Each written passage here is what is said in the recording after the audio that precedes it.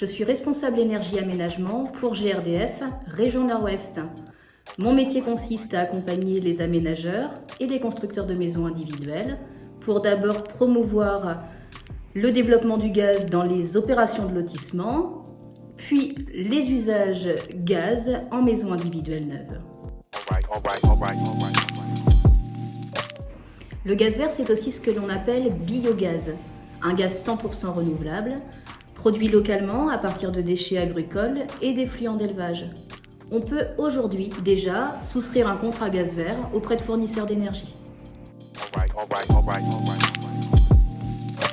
Le biométhane, c'est un gaz vert issu de la méthanisation.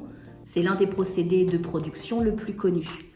Le principe est simple, on collecte des déchets agricoles, ménagers, issus de l'industrie agroalimentaire, entre autres.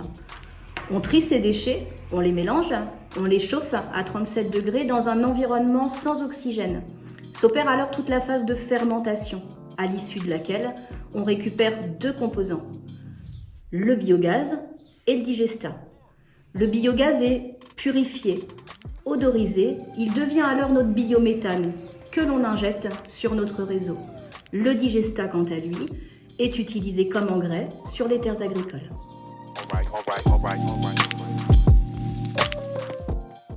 En région Nord-Ouest, on a 75 sites qui injectent sur le réseau, dont 21 en Normandie. On est une belle région gaz vert.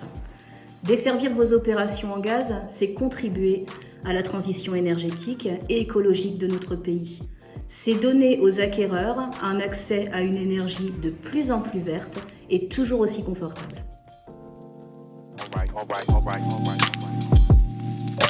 En France, la consommation gaz est à peu près équivalente à celle de l'électricité, avec un pic en hiver où les consommations sont multipliées par 5. On couvre alors nos besoins de chauffage par le gaz à hauteur de 40%. Nos infrastructures gazières sont un maillon essentiel à la réussite de la transition énergétique et écologique. C'est d'autant plus vrai avec les gaz verts que l'on produit localement et qui contribuent à notre indépendance énergétique. Le gaz est indispensable au mix énergétique d'aujourd'hui et de demain.